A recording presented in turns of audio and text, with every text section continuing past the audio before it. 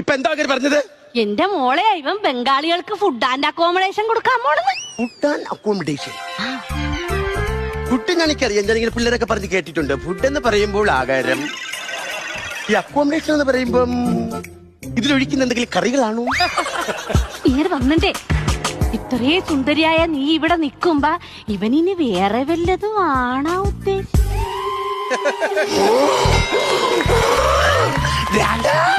ഞാൻ കോളേജിൽ പഠിക്കുന്ന സമയത്ത് റോഡുകളിലൂടെ നടന്നു പോകുമ്പോ ചെറുപ്പക്കാരന്റെ മുഖത്ത് നോക്കും, പക്ഷെ നോ അക്കോമഡേഷൻ.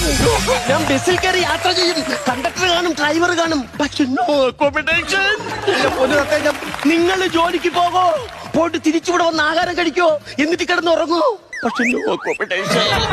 എന്റെ കുടുംബത്തില് എന്റെ അച്ഛനുണ്ട്, എന്റെ ആങ്ങളമാരുണ്ട്, എല്ലാവരും ജോലിക്ക് പോകും, തിരിച്ചു വരും, പക്ഷേ നോ അക്കോമഡേഷൻ. എന്നിട്ട് ഇവന്മാരെല്ലാം ജോലിക്ക് പോയിട്ട് വന്നിട്ട് കാട്ടിലാണ് കിടന്നുറങ്ങുന്നത്. മനസ്സിലായി?